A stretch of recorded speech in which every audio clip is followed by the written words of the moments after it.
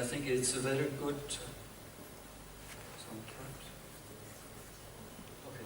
illustration of what I'm talking about. That is from the Education at a Glance in 2008. They had a whole section on where are decisions being taken in the different states. And in the light blue ones, then decisions, more than 50% of the decisions are taken at local levels. And the rest ones are more centrally. And of course this is a very mixed picture, because in some countries we have the school, we have the municipality, we have regions, we have a lot of stuff there, and in some fewer. And these the figures there are made on the basis of 4 categories. I'm not going into that. And interesting is it, of course, that we can see that the countries down here are on the right-hand side, and the countries up north are on the left-hand side. That it's a very illustrative picture. And the small yellow quadrants and the green circles point to some newer measurements, meaning that the OECD is right when they say that it's a tendency to more decision-making at the local level.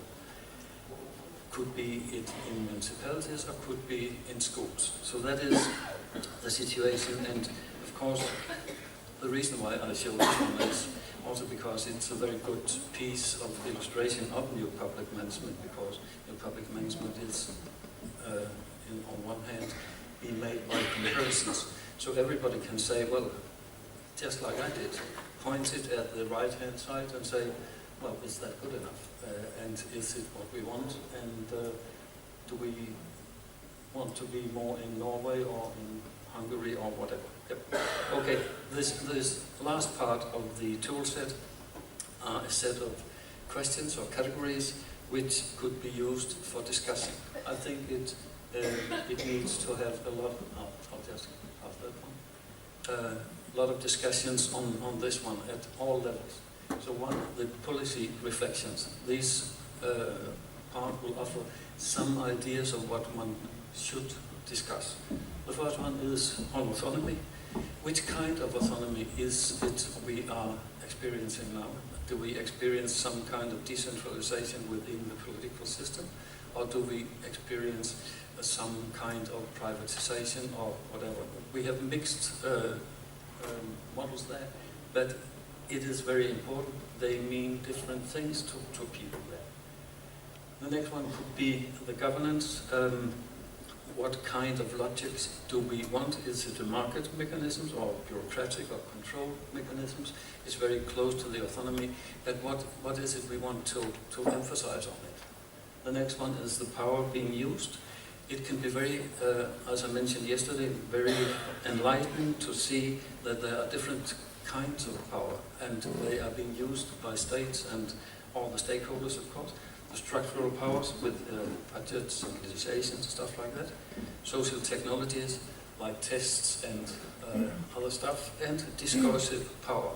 And the OECD is very good in, they cannot make structural power in education, but they are very good in social technologies. Just remember PISA, that is one of the social technologies with a lot of influences on educational systems. And discursive powers also, when they compare and when we compare stuff, that is in order to make it clearer, to get people to have another understanding of what the world is, or stuff like that. So what is it? How are we trying to influence the others, and how are they trying to influence us? And it's certainly not bad to influencing and to be influenced if the influence is legitimate and felt like that.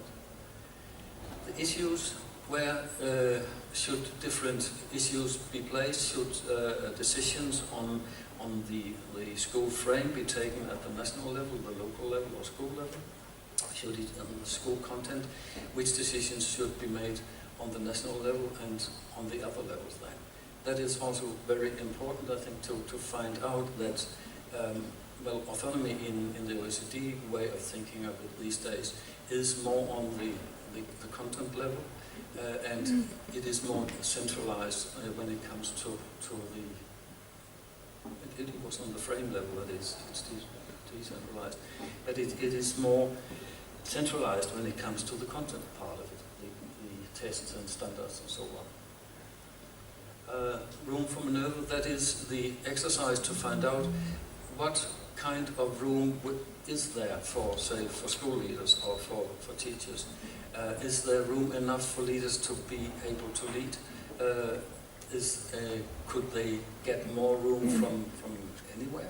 Sometimes we see that, well, in Denmark these days, there had been a boycott or lockout of the teachers in schools because the politicians wanted school leaders to have more room for maneuver, and so were not falling back on national agreements.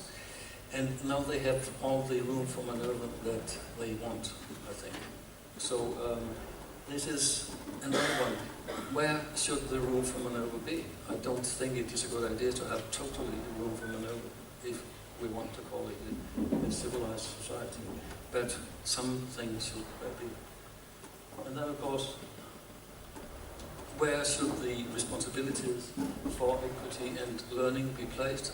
I think it would be a good idea to have them placed everywhere, because some of the decisions that affect equity, teaching and learning are being taken at national level, some on other levels.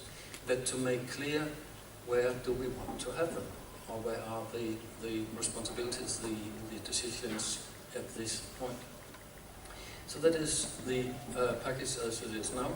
It's not in a Lego state, but it will be further developed, and I look forward to your comments to it. Thank you.